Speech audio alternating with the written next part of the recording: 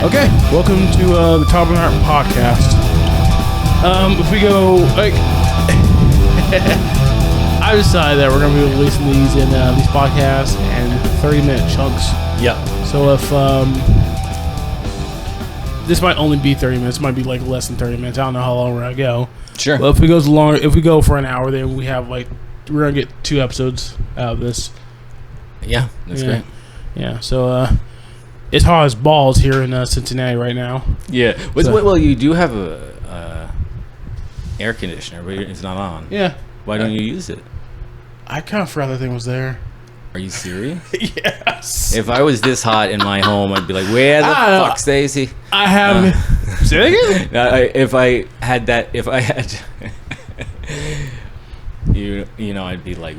the first thing I would think of is let's turn on an AC unit. You know? Yeah. Well, right now I have a fan. It's called a Wind Machine by Alaska. Pretty sure I bought it at Walmart for like $40 or something. So what's wrong with it? With what? Oh, the knob fell off. Well, I mean, the knob fell off and I put it back on, so it's fine. All right, cool. All right, anyway, enough about the weather. Is there anything you want to say? Anything you want to talk about? Well, we could give them an update in terms of what we're doing musically, or we could forget that and I don't know. Maybe I can just say sensitive thing. Maybe I can say like stupid cliche liberalisms, and you can liberalisms, and you have to you know, it's like a computer game. It's you against the liberals. I think if you had a computer game where you were, you know, against liberals, you could even have a gun if you want. That's an option. What? That's an option. What kind of game is this? It's a computer game. You could do it on. There's a computer. So you think there should be a computer game where it's me versus liberals and I have a gun? Yeah. Wait. Because you love guns, so I think it's good that you have. I mean, I love freedom, to be honest. Listen, all I got to do to end this conversation is say, I like guitars. They're I like guitars. Zombies. Just call them zombies, and you're like, oh, really? Why do you say so? Now that makes sense. No, I like guitars more than I like guns, because like I have like guitars all over the fucking house, man. I'm making guitars. I've yet to make a singular gun. Yeah, you tried. I thought that you tried. Yeah, eventually I'll make one gun with Mr. No. Nobody's know about that. No, right. You saw that I checked first, so you didn't see I'm being a good friend. Oh man. Yeah. I mean, I don't know if I consider myself like a. I don't know what I would label myself like politically. As far as I have the same problem. Like conservative or liberal. Yeah. I have conservative beliefs. I have liberal beliefs. You know, one of my conservative beliefs, and it's because I grew up in Maine where guns were ubiquitous. You know, there's lots of hunting, lots of gun enthusiasts in Maine. So it's like completely, you know. So I grew up with it, and I think if there's a careful way of doing it, or a way that both sides would agree to, that maybe they would. See, I feel like you know where I'm going with this, but I have forgotten. All right, here's how I feel. All right. Okay. We have 50. We have 50 states, right, and a couple of territories. You know, like Puerto Rico and some, you know, the U.S. Virgin Islands, all that shit. Actually, funny story. I think like Trump asked who's the president of the U.S. Virgin Islands, but like since they're part of the United States, Trump is the president of the U.S. Virgin Islands, and he didn't know it. Yeah, he didn't know. Yeah, you know, that's just a little thing, though. A lot of people say stupid shit. I didn't finish what I was saying. Okay. All right. Well, like I said, 50 different states and territories. I feel like the states that want to be like Wild West pimp style. Let them have Wild West pimp style. The states where people want to be like government pets, let them be government pets. You know, right? You know, well, so you'd say like let the states decide. Yeah, let the states. Which is only one option. It is not the option. It is one option. Yeah, because there's other ways to handle it too. So yeah, unfortunately. Yeah, but yeah. But anyway, I feel like you were on a roll. Tell me more about this. About states' rights? No, about that being like guns, like in Maine, for example. The laws they make are a compromise between common sense safety precautions and ability to own and use weapons. I have no problem with that. You think it's illegal? Dude, put your mic to your mouth. I don't know if anybody heard anything you said, man. Maybe it's a bad idea. The whole time. Maybe it's a bad idea that we're face to face because you just keep putting your mic down. I don't keep. That was the first time I put it down. Yeah, but you put it way down, man. Well, it was almost at your waist. It was near your waist, man. Listen, I have some motor problems. Put your mic to your mouth, man. yes, dude. That's it. We're gonna have put your mic near your mouth. No, I didn't do it right. Put your mic near your fucking mouth. See, you should have slapped me, and this would have been over. I'm not gonna slap you, man. Oh man. See, he knows I have trouble remembering things, and he is not gonna go easy on me in any of our conversations. It's not that I'm not going easy on you. It's like we can't have a conversation. We can't have a podcast if nobody can hear what you're saying. Right. Like I honestly forgot what you were saying, so I can't even tell you my opinion on what you just said because you're distracting me. But not having your mic to your mouth. I know. Oh man, maybe. What we should do is get one of those. One of those what? Those headphone mics. Yeah. We get one of them for you, and then I don't have to worry about my arm suddenly getting weak. Yeah. It's like I'm gonna come back. I should have played a joke on you and said I have Parkinson's. I should have. There I go again, holding it down here. Look at that. I mean, it's like a never-ending problem. Oh my god. I don't know what it is, dude. Parkinson's. I do have Parkinsonian tremors. Oh, okay. So I take meds. I don't have Parkinson's, but it's the same kind of tremor, and they can control it with drugs, basically. Oh yeah. Because I was seriously like this back in the day with that. Oh yeah. Yeah. So let's go on a new path. All right. I think it should be Taubnernaut related, though. What we talk about. All right. We can talk about music and all that shit. Because this podcast is not about a specific thing. Gotcha. Yes. I want this to be we can talk about whatever. You know? Okay, I like that. Anyway, I think what you're getting at when it comes to Maine and their outlook on people having guns and people having gun laws is right. My problem is I don't like the idea of the state putting people in cages when those people haven't harmed anyone. Oh, because of violating the gun law. Yes. Well, so maybe you can just do fines. You don't have to go to jail. Well, yeah. I mean, I'd be against that as well, but it's fine. Like we have game war. You're right. Go. I wouldn't be okay with that, but I think a fine would be better, assuming that fine did not result in jail time if you didn't pay. Right. So that's kind of the problem with a lot of our laws that have fine. There's a lot of little laws that there are issues with them because one, if you get a fine and you don't pay that fine, eventually it's not guaranteed, but eventually you could end up in prison, and that should never happen. Well, that's basically the government made debtors prison illegal. Mm-hmm.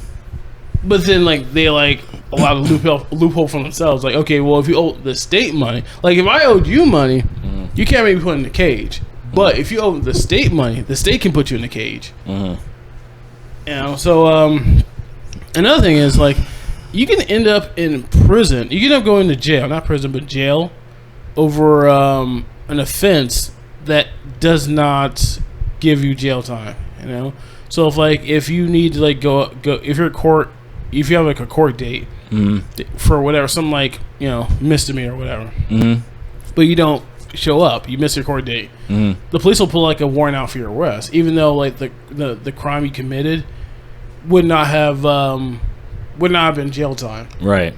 So now the police are coming, they're gonna put you in a cage because you missed your court date, just to make sure that you actually make your next court date. So now you're in jail for however long. But you're probably in a segregated part of the prison. You're probably not with the people in the prison. I haven't looked that up, but jail is where they put. There's two kind of people in jail. Okay. There's the people who are awaiting trial, who did not make bail or were not allowed to make bail. Right. And there's people who have been sentenced to less than a year. Yep. So those kind of people get sent to jail. Yeah. As far as like how they're segregated, I'm not entirely sure how that works. Usually by race, I think. Well, I mean, that's not like a legal thing. That's just like Culture. Well, that's a culture thing, but from what I've heard, like the prison guards, they encourage racial segregation as well. Yeah. That's interesting because it just causes problems. Because some people might be, look at that asshole. Why is he hanging out with white people? Well, I mean, like you know what I mean. I think like they turn into a fight, like American History X, for example. Well, I watch a lot of YouTube videos that, like where they talk about like the prison system and like. Oh, dude, I love doing that. Well, I mean, it's a lot of people who've been to prison. Yeah. And they made a YouTube channel just talking about what they did. What life was like in prison. So and like I forgot the guy's name, but.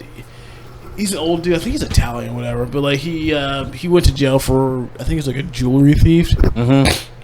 He went to prison for that. And he talked about how the guards, they encourage segregation. It's not like a law that they're enforcing, but they encourage segregation because I don't know why, but it's probably because they don't want the inmates like working together and realizing that like, okay, well, they have a common enemy. Yeah, a common enemy with like the prison guards. So like they they encourage segregation to keep them like fighting each other. Yep, that's crazy, but probably true. Yeah, this is one guy. His name is Aaron. His YouTube channel, I forgot his YouTube channel's name, but he's a Jewish guy. He was in prison for like 17 years. And he was in prison for murder, so he was in there with the big boys. Wow. The thing is, like, he was Jewish, and they were segregated, not directly because they were Jewish, but because there were certain like dietary restrictions that Jewish people have. Are you looking for something? What are you looking for? You distracted me. I'm sorry. I'm sorry. I didn't mean to distract you. I just lost my goddamn vape, and I'm trying to find it. Which is basically the story of my life in this fucking week. So I don't know where the vape is. Yeah, anyway. But anyway, I was listening. You can carry on. Yeah, all right. This guy served 17 years in a California prison. Yeah, wow. I feel like mentioning that it was a California prison is important for some reason. But anyway. Well, some prisons are worse than others, I tell you. Yeah. So, let's see, where was I going? Yeah, all right. So he's Jewish, and he's like, they segregated for a while. They segregated the Jewish inmates, not because they were Jewish, but because they had dietary restrictions, and so the prison guard the warden would like let them out of their cells first, so they could eat separate from the other inmates. Yeah. And so there are people who are devout Jewish people, and there are also people who are just like they're using that as like. They're using their religion to get free stuff. Yeah. You know? And so what ended up happening is that the warden made a complaint because like he had to do like double the work because he had to like let them out first, and then he had to like go back and like let the rest of the inmates out first. So it's like it would just be easier for him to just like let them all out at the same time to go to lunch. And so like. But then something bad might happen because there's a lot of white supremacists in I'm getting to that. Oh, okay.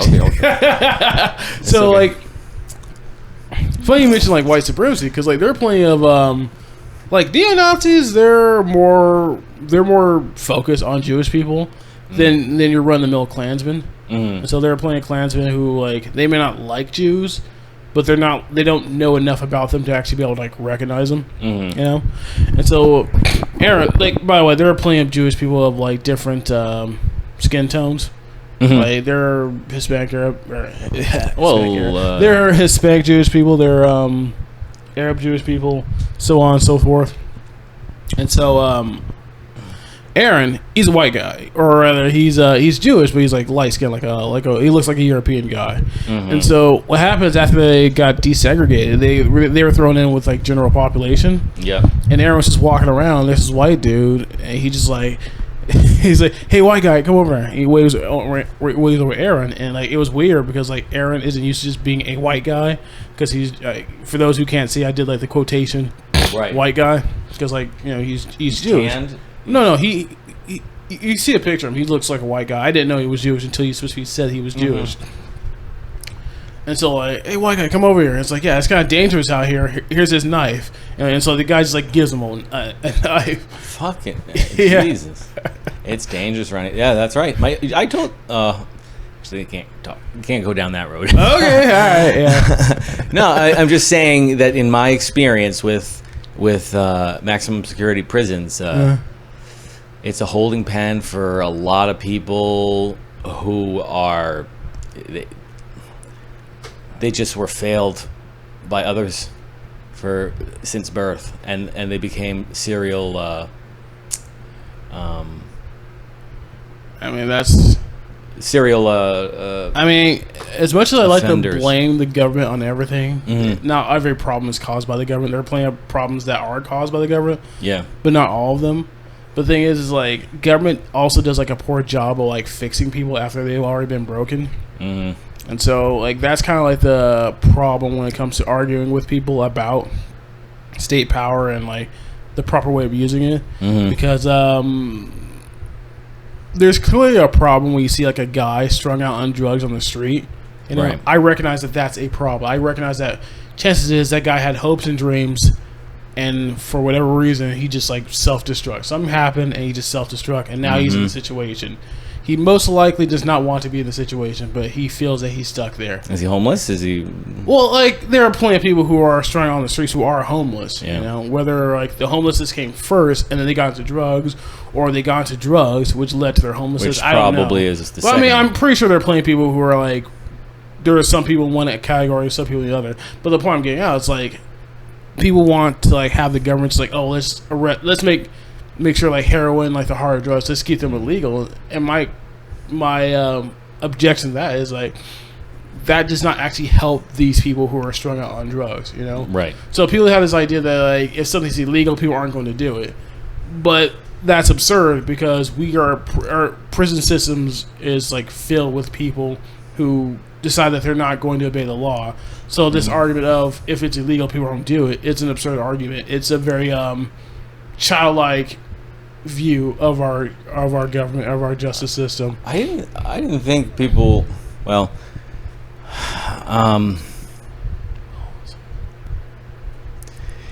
you know. Yeah, I mean, this is gonna be a downer. Then I'm gonna drop this next downer, and then we can move on to something else more lighter. All right, so basically, like, one thing people think about when it comes to the prison system is like sexual assault, and so it's not nearly as ubiquitous as people think. Well, it's more focused. It depends on a lot of things about like gangs. Your temperament, your build. What prison you're in, the prison guards, the warden, because there are some prison guards that like they actually do look out for the inmates. There are also some prison guards where like they don't give a fuck. Oh, it's a vicious game for them. Yeah. I mean, have you ever heard about there are some prison guards that are like they're worse than the prisoners.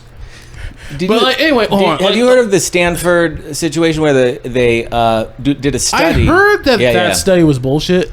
Oh, no, they did that. No, they did it, but like the findings were bullshit. Yeah, the findings were bullshit. Well, hold on, maybe you're right. Here's the thing. All right, because like prison is a situation where like you have like a bunch of dudes locked in a cage and they can't like leave. Well, they're locked in a bit. They're locked in a building. They can't. I'm not gonna say they're all locked in a cage 100% of the time, but they're locked in a building and they can't leave. Yeah. You know, if they try to leave, people will beat them and tase them and shoot them all. You know what they do when you first come in?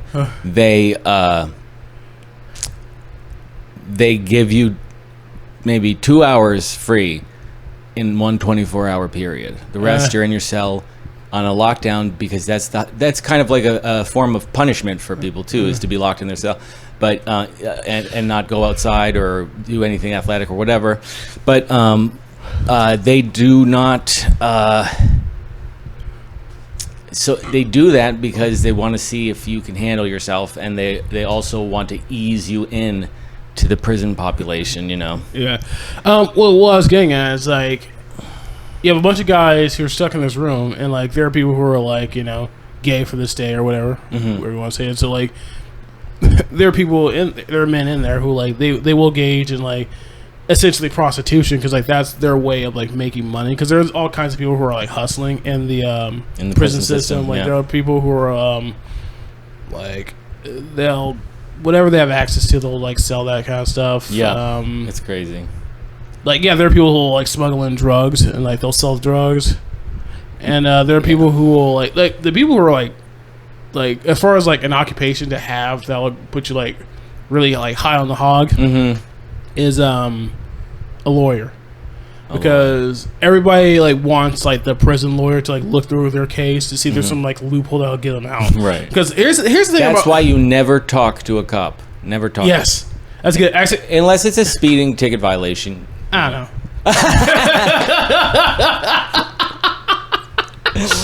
Oh Lord. Well, I mean, you definitely Nathan's crazy. You don't want to admit to anything, okay? For like right. Don't admit to anything. Yeah, but I'd be so afraid something would slip. You know. Do you know how fast you were going? Don't be like, oh, I was going 80 when like the speed limit is 65. But like, this is what happened. Well, like we keep getting off topic. I'm trying to like say this thing I'm trying to say.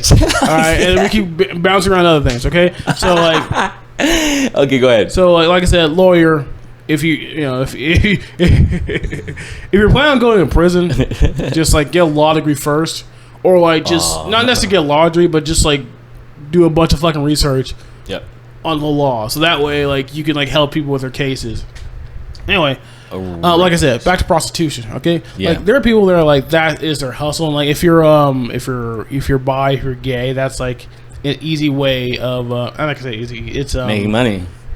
It's a smoother way of making money in prison than if like you're a straight guy. And the thing is, if you're a straight guy and you're hooked and you have this addiction, like your addiction doesn't just go away. And so people could end up you might decide that you're going to engage in prostitution. That's your way of feeding your addiction. Right.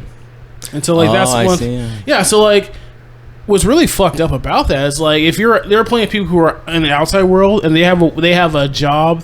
Let's say you work construction, and like that's your income for feeding your addiction. Right. If the police come up and arrest you and they put you in a cage, like you still have that addiction, and so now you've increased the likeliness that you have to like engage in prostitution in order to feed your addiction. And I imagine what you've been talking about is kind of like a culmination of watching a lot of documentaries on prisons and stuff. You're saying? Yeah, I watched some documentaries, but I think a lot. To be fair, like anybody can just go on YouTube and say like, "Oh, I was in this prison, I did that, yada." Right. So like you gotta kind of take like what these guys say for like with a grain of salt. Right, because a lot of people in prison are actually very tricky. They say never to trust anyone. Not tricky. Right? Well, they're not tricky enough because they still ended up in prison. But there are a lot of tricky people in prison. But like, there's just a lot of tricky people in general who like I said, anybody can just get online and say like, I did this, that, and the other, and just like lie about their experiences. Right.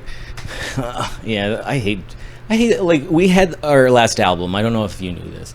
Mr. Doom 666. It's a guy on YouTube who will just play whole albums. Yeah. And it's really cool. And he did our album. And we had like tons of listens. It actually went really well. Yeah. But there were like 3 or 4 negative comments. And it was like the one of them was that I used my wah pedal too much. So that's kind of nitpicky. But and then another one was the intro guitar solo was too long. Nitpicky stuff that depend a lot on how this person would do it. Yeah. It's like a play in theater or something. Like 2 people could direct the same play and have completely different conceptions of it. Yeah. Let's talk about pedals. Okay, cool. You have a Boss metal zone, not metal tone, metal zone. MT2. How do you feel about it? I like it because you can get all those kind of like classic metal sounds, but and I do like what it does to my higher up strings. It creates a kind of it's a really powerful force. I don't know how to describe it. It's much different than the other one. This other pedal I've been using, which is the Big Muff by Electro Harmonics. Yeah, and I just love this one. but they're two very different. Have you had much experience with this one? I used to have that, but then I sold Metal it. Zone, yeah. Yeah, I used to like look for a bunch of different kinds of pedals, but now, or distortion pedals, but now I just pretty much get my distortion from the amp. That's my goal. I used to have a mega. What's it? Not Metal Zone. Metal Zone. Yeah, you had. No, I had a Metal Zone, but I sold that. But I also had like a Mega Distortion. Yeah, yeah. By Boss. Boss is pretty much my favorite effects pedal company. Oh God, So, I love Boss. Yeah, so I think most of my pedals are Boss. At least the ones I use. Most of them are Boss. Not all of them, but most of them. They have the most rugged design. They like plow into all these different things you can do with it. Like look at the dials. I have 1, 2, 3, 4, 5, 6 dials on that. Yeah. So I really like that because you can really dial in the tone that you want. And Yeah, just play there with it. are a lot of people who do not like Metal Zone. Well, probably because it's become cliche. Is that why? No, because there's a lot of people they don't who like the sound, huh? Yeah, a lot of people think that it sounds terrible. So are people turning to fuzz pedals instead, or No, just really. other distortion pedals? Other distortion pedals. Yeah. Another good pedal that you could look into, because they're actually the MXR company, and their designs are very simple. Like on I have their carbon copy analog delay, and the dials you get are regeneration, mix, and delay. So and then on my other one, it's just 6-band equalizer, and then so it's not one of those pedals that just like has so many different options that it's hard to just be simple and pick something that sounds good. I feel like people get stuck on the knobs, and they're like, I need my perfect tone. And you know what? I have not had faith in any of my tones in every single one of our EPs and albums. So I'm still working. You don't like your tone? Oh, I like it sometimes. For example, I did a guest appearance on an album, this band called Iwas, and I did a guitar solo during the outro of the song, and I thought my tone was great in that. And oddly enough, I was using one of Jeremiah's pedals. Oh, really? Which I haven't been using that much. So does Jeremiah make pedals? Yep. Oh. Right. Yeah, Jeremiah makes pedals. He does demos. If you guys are on Instagram, his handle is Casper Kills, spelled with 2 K's. Casper and Kills, both with K. But he's a great. If you're a musician and you love to talk about gear and like tone and like music and writing music, then he's a good guy to follow. Yeah, we gotta get him on the podcast at some point. Yeah. I wish couldn't we just get him on a screen here? Well, I mean, we can screen here. Oh yeah, there we go. Yeah. Yeah. Let's see. Do you have any other questions about these? About the pedals. This phase shifter is ridiculously cool. I used to be like really into pedals, but not anymore. You're more of a what do they call it? Just minimalist. I guess so. Because you know what? All of these amps, whatever you buy, they do design and implement for distortion. They have their own distortion. Yeah. And so it seems perfectly reasonable to just say, why use a pedal when I can just use this really good distortion built into this? Yeah. Let's see. What was I gonna say?